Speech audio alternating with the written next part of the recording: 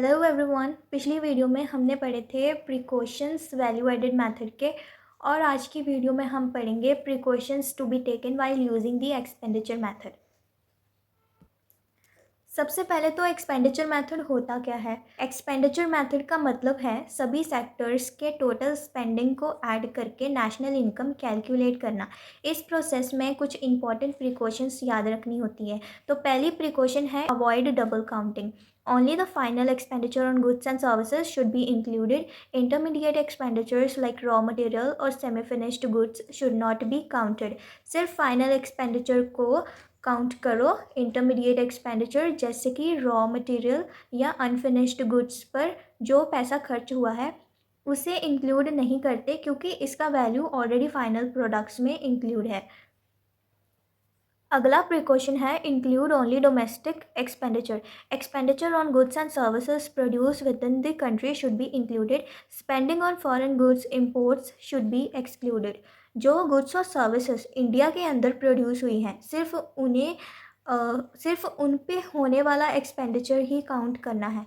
अगर हम foreign goods पर खर्च करें जैसे कि इम्पोर्ट्स, तो उसे इंक्लूड नहीं किया जाता। थर्ड प्रिकॉशन है exclude transfer payments.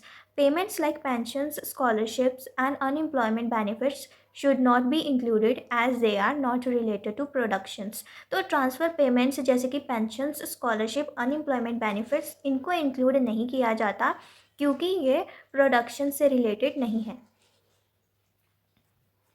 And fourth precaution है exclude expenditure on second hand goods. The value of second-hand goods is not included because they were already accounted for when first produced. However, the dealer's commission on these goods is included. Second hand goods की value को include नहीं किया जाता क्योंकि वो already account हो चुके हैं जब वो पहले बनाए गए थे। However, the dealer's commission on these goods is included. But अगर किसी डीलर ने वो सेकेंड हैंड गुड्स को सेल करके उससे कुछ कमीशन अर्न करी है तो उस कमीशन को हम ऐड करते हैं। फिफ्थ है include government expenditure on goods and services. Only government spending on productive activities like building roads on providing education should be included. Non-productive expenditures like subsidies on grants should be excluded.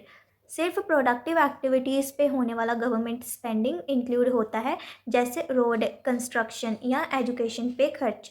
Non productive expenditure जैसे subsidies या grants को include नहीं करते।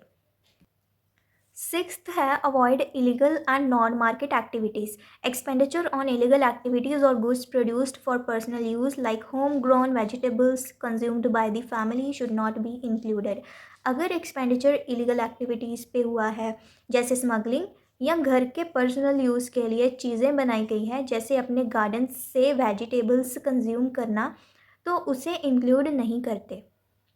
Seventh last one is include only current year expenditure.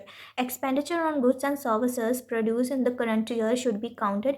Spending on goods produced in previous year is excluded.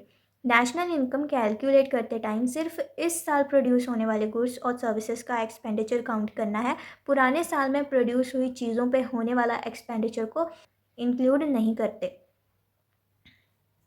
तो ये थे कुछ precautions जो हमें याद रखने चाहिए while using the expenditure method. जिन्होंने पिछले वीडियोस नहीं देखे उनको भी एक बार ज़रूर देखना। अगर आपको ये वीडियो हेल्पफुल लगी हो तो लाइक करें और कमेंट सेक्शन में मुझे ज़रूर बताना। Thanks for watching.